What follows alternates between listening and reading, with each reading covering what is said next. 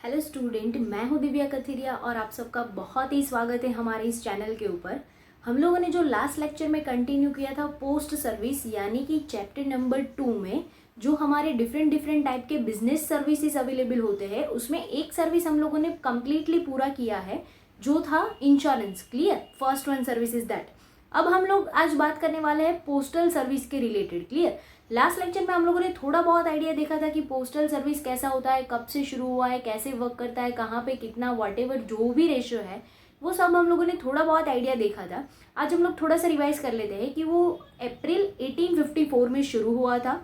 वो बहुत ज़्यादा इंपॉर्टेंट रोल प्ले करता था कम्युनिकेशन सेक्टर के लिए, क्योंकि पहले के ज़माने में हमारे पास जैसे अभी right now mobile phone, laptop, TV ऐसा कुछ है, वैसा पहले के ज़माने में था, लेकिन बहुत ही कम था और वो बहुत ही कम लोग यूज़ करते थे। क्लियर?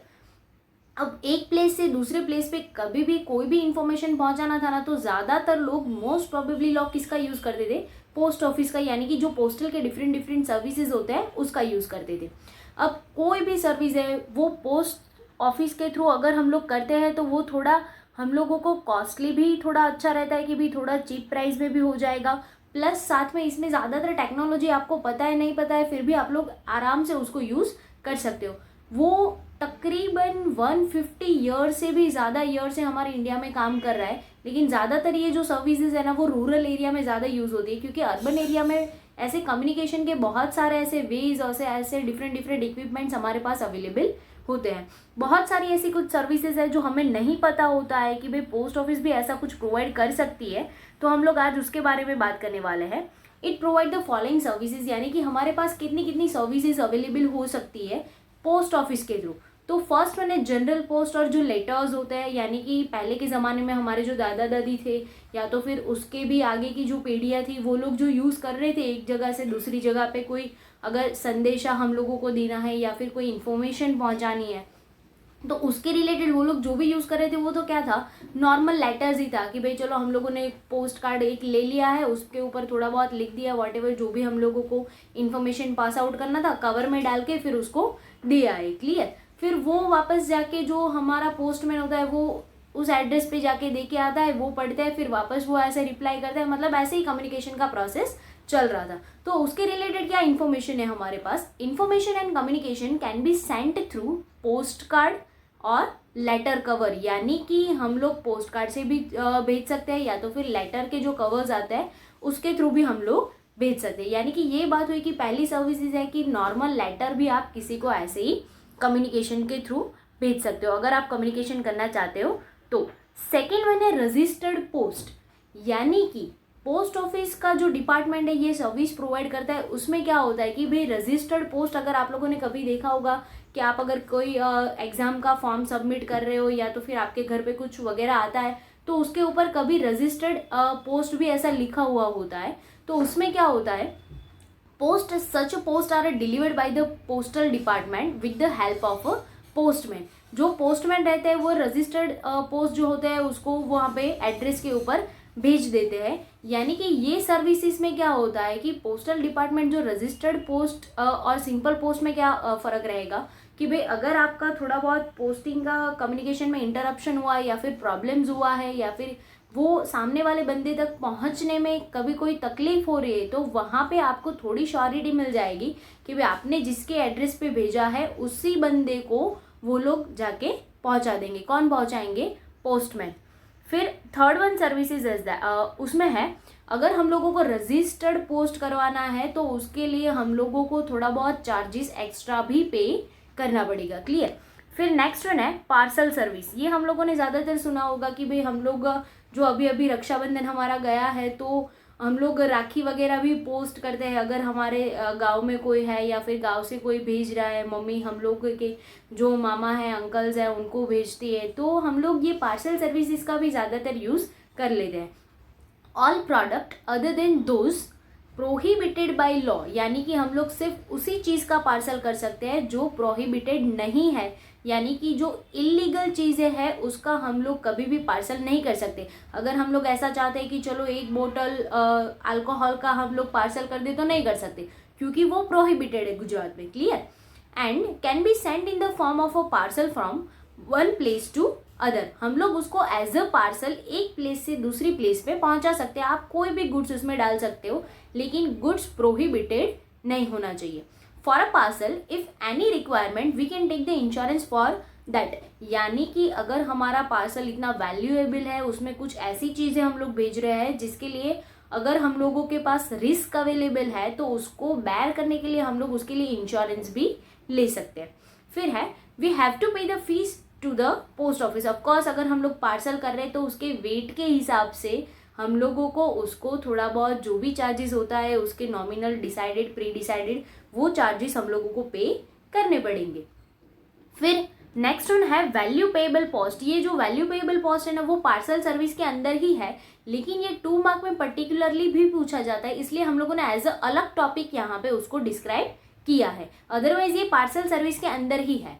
उसमें क्या होता है, value payable post VPP 1 mark के लिए ये जो जितने भी फुल फॉर्म्स यहाँ पे आएंगे, शॉर्ट फॉर्म्स हैं, वो सारे इंपॉर्टेंट है। आपको 1 मार्क में ऐसा पूछा जा सकता है कि भाई फुल फॉर्म ऑफ VPP, तो क्या होगा, वैल्यू पेएबल पोस्ट। अब उसमें क्या होता है हम लोग देखते हैं। In a parcel service VPP is a more popular, यानी कि जो पार्सल सर्विस है उसमें भी VPP ज्यादा पॉपुलर है। क्यों पॉपुलर है और कैसे पॉपुलर है, हम लोग देखते हैं। एनी प्रोड्यूसर और a seller receive any order, यानी कि अगर कोई प्रोड्यूसर है, कोई सेलर है, जिसको ऑर्डर मिलता है गुड सेंड करने का या तो फिर गुड सेल करने का, तो वो क्या करता है, he can send the product through a parcel. वो पार्सल भेज सकता है। अगर फेस टू फेस परचेज करते हैं देन नो प्रॉब्लम, लेकिन अगर हम लोग को ऑर्डर मिलता है कि भाई हमें इतना ऑर्डर चाहिए, आप हमारी जगह पे पहुंचा देना, ऐसे बहुत सारे प्रोड्यूसर, सेलर, शॉपर्स होते हैं जो ऐसी सर्विस प्रोवाइड करते हैं, तो उसमें क्या चेंजेस होता है पार्सल और वैल्यू पेएबल पार्सल में। Receiver of the parcel pays the charges and also the price which is a pre-decided, यानी कि जो पार्सल एक जगह से दूसरी जगह से, यानी कि प्रोड्यूसर से हमारे पास जब भी आता है, तो उस पार्सल का पेमेंट किसको करना पड़ेगा, हम लोगों को करना पड़ेगा। यानी कि जो ट्रांसपोर्टेशन सर्विसेज का चार्ज लेती है पोस्ट ऑफिस, वो हम लोगों को पे करना पड़ेगा। और साथ में क्या होगा कि भाई जो वो गुड्स हम लोगों ने मंगवाया है उसका ओरिजिनल प्राइस भी हम लोगों को पे करना पड़ेगा। क्लियर। वैल्यू पेएबल पोस्ट में क्या है, और सिंपल पार्सल में क्या होता है, जो बंदा पार्सल करता है वो बंदा पेमेंट करेगा पार्सल का। क्लियर। और हम लोगों को यहाँ पे क्या होगा, वैल्यू पेएबल पोस्ट अगर हम लोग यूज कर रहे हैं तो ये ज्यादातर बिजनेस और इकोनॉमिक एक्टिविटी के लिए ज्यादातर यूज होता है। अगर हम लोग रिलेटिव के यहाँ पे बेचते वगैरह ऐसा कुछ करते हैं तो हम लोग नॉर्मल पार्सल करते हैं। क्लियर। यहाँ पे क्या होगा, जो रिसीवर होगा उसको ये ट्रांसपोर्टेशन का, पार्सल का चार्जेस पे करना पड़ेगा। फिर नेक्स्ट वन है स्पीड पोस्ट और पार्सल। ये हम लोगों ने ज्यादातर सुना होगा कि भाई हम लोग जो फॉर्म वगैरह पे करते हैं वो किससे करते हैं, स्पीड पोस्ट से करते हैं, क्योंकि हम लोग ऐसा चाहते हैं कि विद इन अ 24 आवर ये हम लोगों का जो सेंडिंग का प्रोसेस है वो कंप्लीट हो जाए। और ज्यादातर स्पीड पोस्ट का जो भी टाइम रेशो होता है वो 24 आवर का ही होता है, कि अगर आपने आज भेजा है तो एक दिन के अंदर वो सामने की जगह पे जहाँ पे आपने भेजा है वहां पे पहुंच जाता है। क्लियर। उसमें क्या होता है, the postal department guarantees to deliver the post और parcel with in a stipulated time, यानी कि जो हमारा पोस्ट डिपार्टमेंट है वो ऐसा गारंटी लेता है कि भाई आपके जितने भी गुड्स है या तो फिर आपने जो भी पार्सल किया है वो with in a stipulated time. It means कि आपने जो फिक्स टाइम बताया कि हम लोग अगर आप स्पीड पोस्ट करते हैं तो हम लोग एक दिन में पहुंचा देंगे, तो ये जो फिक्स टाइम पीरियड है उसके अंदर उसका जो स्पीड पोस्ट का पार्सल है वो पहुंच ही जाता है। Clear. The charges are higher for a speed post than a general post. अगर हम लोग जनरल पोस्ट करते हैं तो उससे ज्यादा चार्जेस हम लोगों को पे करने पड़ेंगे, क्योंकि हमारा जो गुड्स है वो लोग क्या करते हैं, जल्दी से जल्दी वहां पे पहुंचाने की ट्राई करेंगे। It can also be insured if required. अगर हमारा गुड्स इतना वैल्यूएबल है स्पीड पोस्ट से जो हम लोग भेज रहे हैं, तो वो गुड्स के लिए अगर इंश्योरेंस रिक्वायर्ड है तो हम लोग उसके लिए इंश्योरेंस भी ले सकते हैं। क्लियर। फिर है 6 वन इज एक्सप्रेस पार्सल, यानी कि हम लोग ऐसा कोई पार्सल करने वाले हैं जिसके लिए बहुत ही ज़्यादा मतलब हम लोगों का वैल्यूएशन होगा, या तो फिर ऐसा पार्सल है कि हम लोगों को कम से कम टाइम में सामने वाले बंदे के तक पहुंचाना है, तो उसके लिए हम लोग क्या कर सकते हैं, this service is available for both individuals and business unit. अगर हम लोग पूरे ग्रुप के लिए, बिजनेस के थ्रू, यानी कि हम लोग ऐसा जो प्रोफेशनली भी कुछ भेजना चाहते हैं एक्सप्रेस पार्सल, तो भी हो सकता है।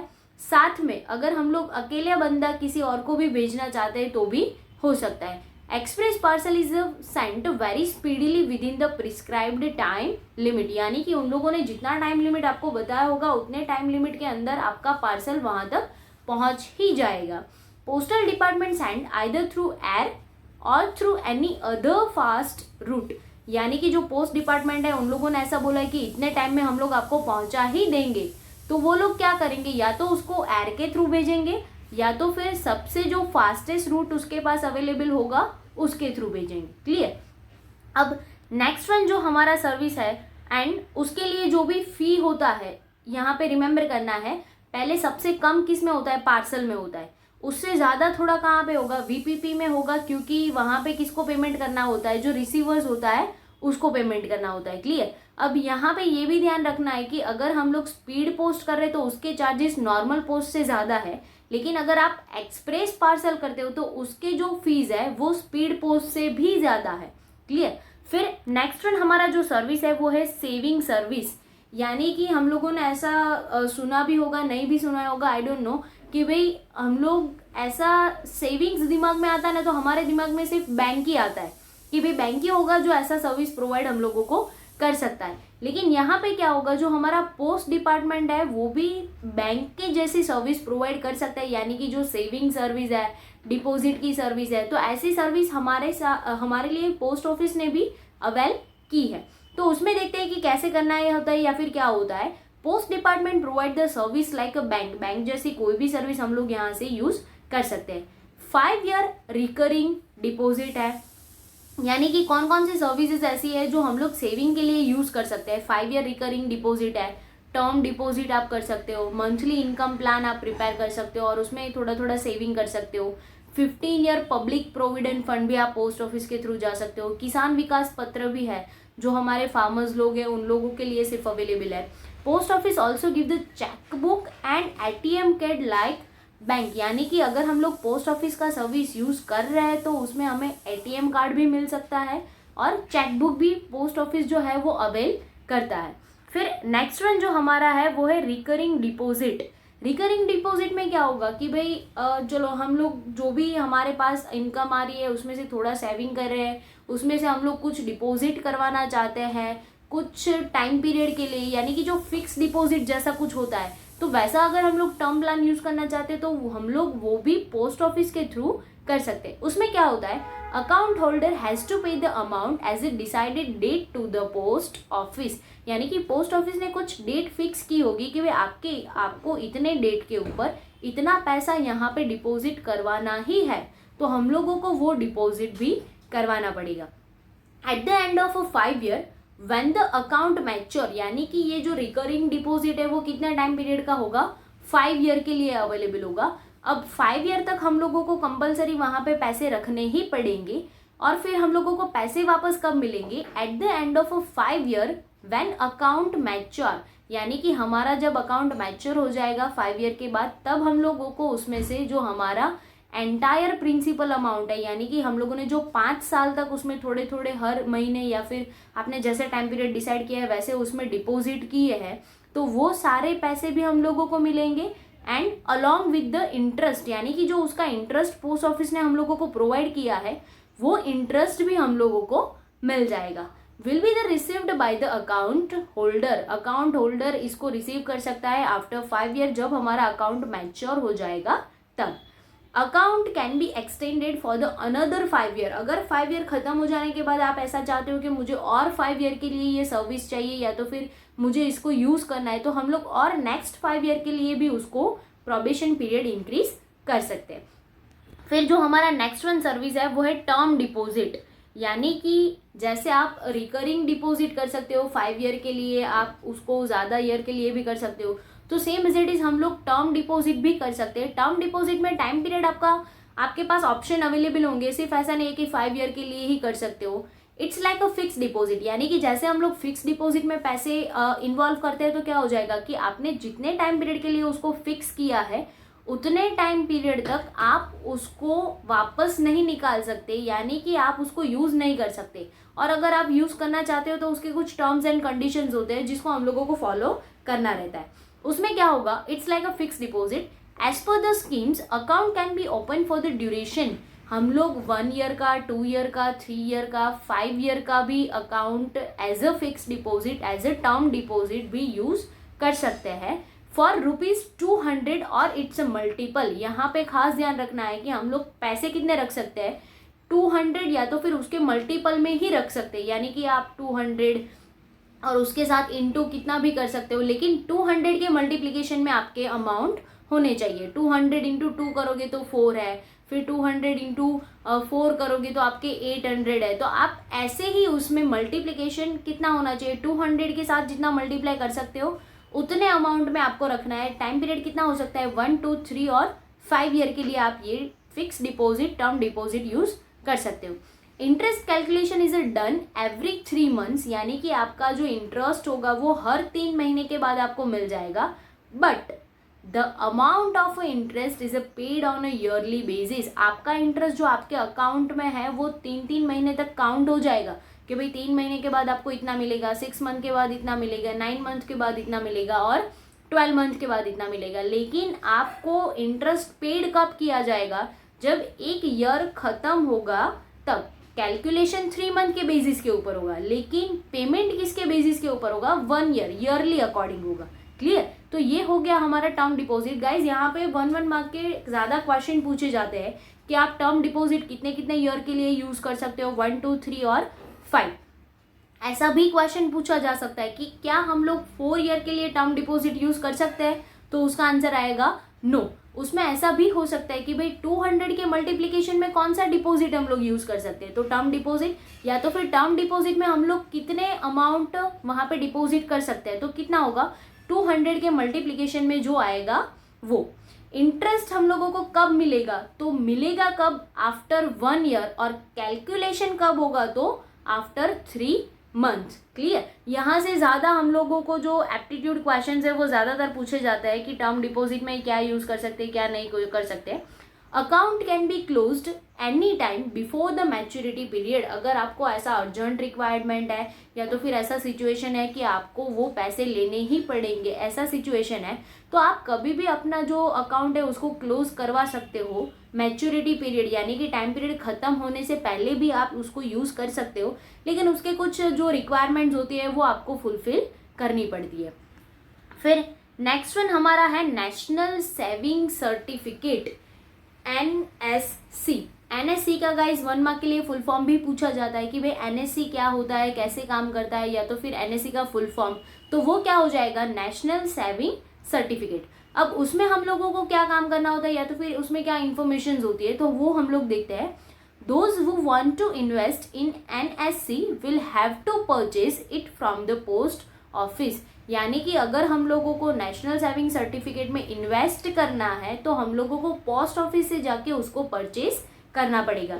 उसका टाइम ड्यूरेशन कितना होता है, 5 to 10 ईयर का होता है, यानी कि आप 5 to 10 ईयर का टाइम पीरियड आप इन्वेस्ट कर सकते हो। Interest rate is given in advance, यानी कि आपको इंटरेस्ट रेट एडवांस में मिल जाएगा, यानी कि बिफोर मिल जाएगा, पहले से ही मिल जाएगा।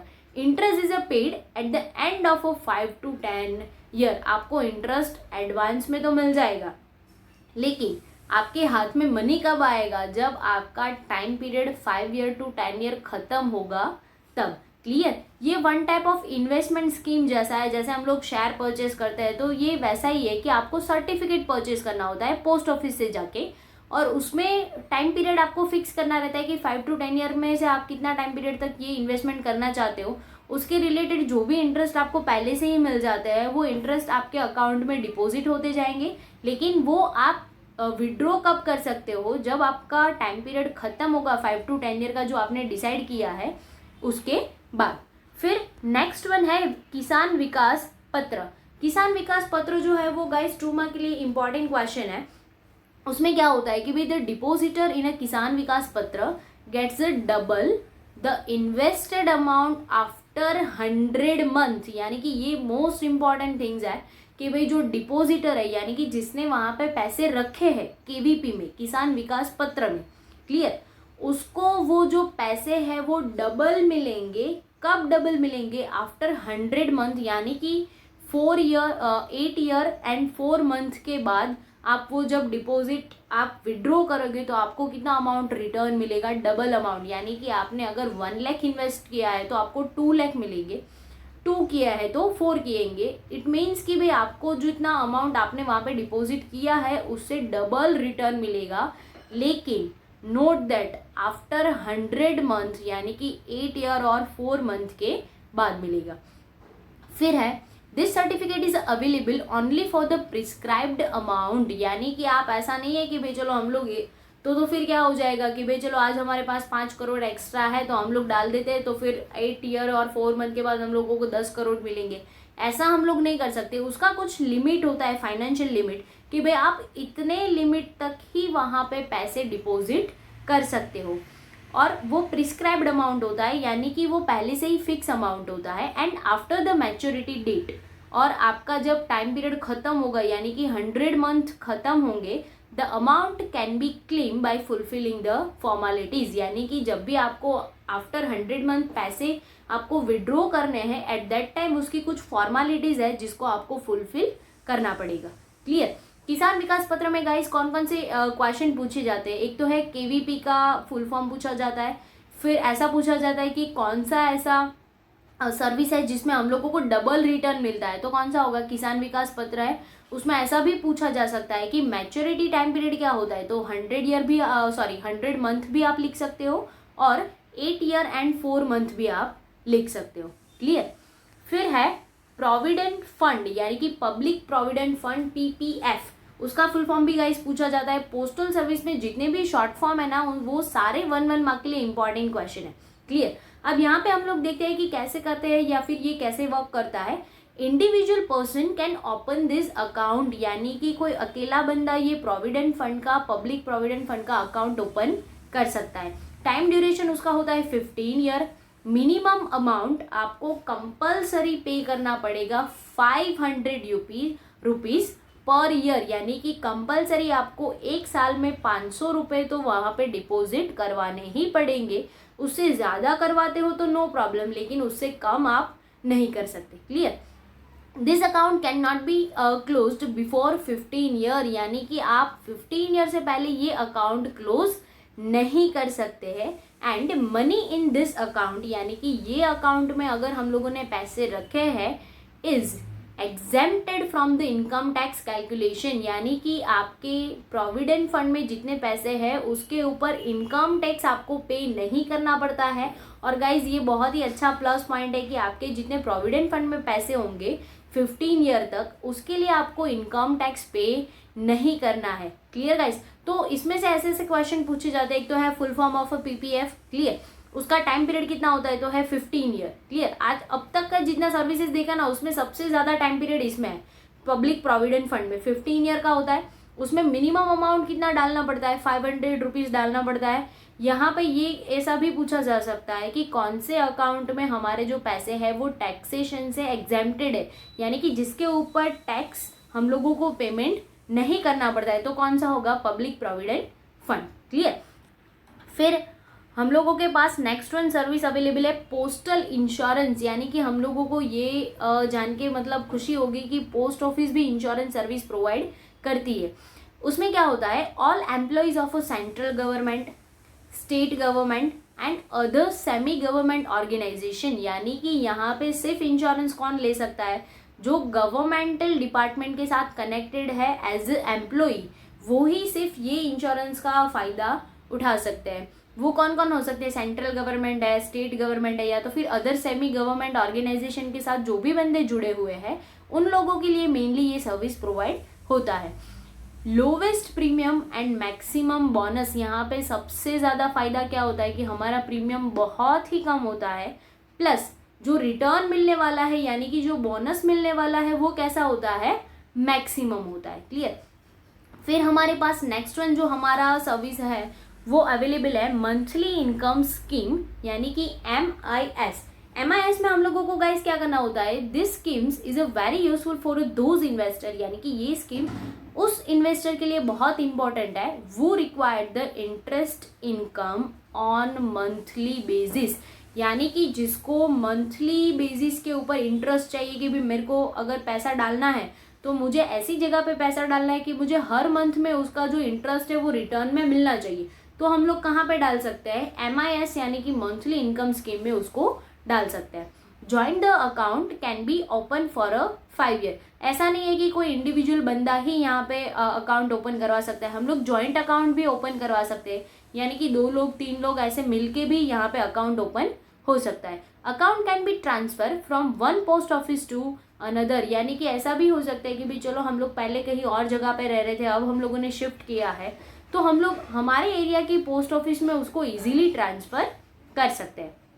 फिर है holder can withdraw money after 1 year, यानी कि हमारे पास जो 5 ईयर का अकाउंट हम लोगों ने ओपन करवाया है कि मंथली स्कीम के रिलेटेड हम लोगों को हर मंथ पे इनकम चाहिए इंटरेस्ट का, तो हम लोगों को हर मंथ पे इंटरेस्ट तो मिल जाएगा, लेकिन हमारा जो मनी विड्रॉल का टाइम पीरियड है वो कैसा होगा, 1 ईयर के बाद हम लोग उसको विड्रॉ कर सकते हैं। 1 साल का ऐसा प्रोबेशन पीरियड है कि जिसके अंदर हमें इंटरेस्ट तो मिलेगा लेकिन हम लोग विड्रॉ नहीं कर पाएंगे।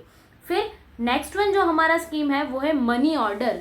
हम लोगों ने बहुत ज़्यादा उसके बारे में सुना होगा कि भाई अगर हम लोगों को मनी ट्रांसफ़र करना है from one person to another person, तो हम लोग मनी ऑर्डर से इजीली और वेरी सेफली उसको ट्रांसफ़र कर सकते हैं। उसमें मेनली क्या होता है, it's a one type of arrangement to send the money from one place to another place through post office, यानी कि अगर हम लोग कोई और सिटी में रह रहे हैं, हमारे जो पेरेंट्स है या तो फिर हमारे जो रिलेटिव्स है कोई और सिटी में रह रहे हैं और हम लोगों को उसको पैसे देने हैं, तो हम लोग मनी ऑर्डर कर सकते हैं। और मनी ऑर्डर में ये खास एक सिक्योरिटी अवेलेबल होता है कि जिस बंदे के नाम से भेजा है ना, सिर्फ वही बंदा उसको विड्रॉ कर सकता है, यानी कि यहाँ पे सेफ्टी भी बहुत अच्छी अवेलेबल है। फिर उसमें क्या है, post office charge the commission for this service, यानी कि आप जितने अमाउंट वहाँ पे भेज रहे हो उसके रिलेटेड आपको पोस्ट ऑफिस को कमीशन देना पड़ेगा। Receive money with authorized sign, यानी कि गाइस जिसके नाम से हम लोगों ने मनी ऑर्डर किया है, जब तक वो बंदा साइन नहीं कर सकता या तो फिर साइन नहीं करता, तब तक ये पैसे किसी और को भी नहीं मिलेंगे। क्लियर। और फिर लास्ट वन जो हमारा सर्विस है, अदर रिलेटेड सर्विसेज, यानी कि ऐसी बहुत सारी सर्विस है जो हम लोगों को पोस्ट ऑफिस प्रोवाइड करता है। और वो कौन कौन सी सर्विसेज हो सकती है, तो फर्स्ट वन है purchase and selling of a foreign currency, यानी कि अगर हमें फॉरेन करेंसी को परचेज करना है, सेलिंग करना है, तो पोस्ट ऑफिस के थ्रू कर सकते हैं। Travellers cheque in a foreign currency, यानी कि हम लोगों को कहीं और जाना है, आउट ऑफ कंट्री में घूमने जा रहे हैं और हमें ट्रैवलर्स चेक चाहिए वो वाली कंट्री का, यानी कि आउट ऑफ कंट्री में जहाँ पे जा रहे हैं, तो भी हम लोगों को पोस्ट ऑफिस प्रोवाइड कर सकता है। फिर है debit card in a foreign currency, यानी कि अगर हम लोग ट्रैवलर्स चेक की जगह पे डेबिट कार्ड लेके जाना चाहते हैं कि भाई हम लोगों को कैश ऑन हैंड नहीं चाहिए, ये कार्ड सर्विसेज यूज़ करना है, तो वो भी हम लोगों को पोस्ट ऑफिस के थ्रू मिल जाएगा। फिर है draft in a foreign currency, यानी कि आप डिमांड ड्राफ्ट है वैसे ड्राफ्ट भी फॉरेन करेंसी के लिए निकलवा सकते हो। म्यूचुअल फंड में भी इन्वेस्ट कर सकते हो, बैंकिंग सर्विसेज भी आप कोई भी यूज़ कर सकते हो, और रेलवे टिकट बुकिंग जैसी बहुत सारी ऐसी सर्विसेज है जो पोस्ट ऑफिस हमें प्रोवाइड करती है। आज को आपको मतलब जान के ऐसे मतलब हम लोगों को क्वेश्चन होता है कि क्या इतनी सारी सर्विस रियली में पोस्ट ऑफिस प्रोवाइड कर भी सकती है। इट मीन्स कि हम लोगों ने पोस्ट ऑफिस के रिलेटेड सिर्फ कितना देखा है, कितना सुना है कि भाई चलो हम लोगों को कुछ भेजना है या फिर कुछ लेना है तो बस इतना सर्विस प्रोवाइड करता होगा। तो आज आप लोगों ने इतना जाना है कि भाई हम लोगों के पास ऐसी बहुत सारी सर्विसेज है जो बैंक के साथ साथ पोस्ट ऑफिस भी हम लोगों को ये प्रोवाइड कर सकती है, तो हम लोग इसको प्रैक्टिकल लाइफ में भी यूज़ कर सकते हैं। Clear guys. तो आज हम लोगों का जो पोस्ट ऑफिस का सर्विसेज था वो हम लोगों ने देखे कि कितने सारे ऐसे अलग अलग डिफरेंट सर्विसेज थे जो हम लोग नहीं भी जानते थे या तो फिर हम लोगों ने पहले सुना भी नहीं था। ऐसी सर्विस पोस्ट ऑफिस प्रोवाइड करती है और वो बहुत अच्छी तरीके से प्रोवाइड कर सकती है। तो गाइज आज हम लोग यहाँ तक रखते हैं। अगर आपको हमारा ये जो आज का वीडियो है, आज का नॉलेज आपको अच्छा लगा है तो आप हमारे चैनल को सब्सक्राइब कर सकते हो, स्टूडेंट के साथ शेयर कर सकते हो तो वो भी उसका एडवांटेजेस ले सके। और अगर आपको अच्छा लगा है तो आप हमारे वीडियो को लाइक कर सकते हो। Bye guys.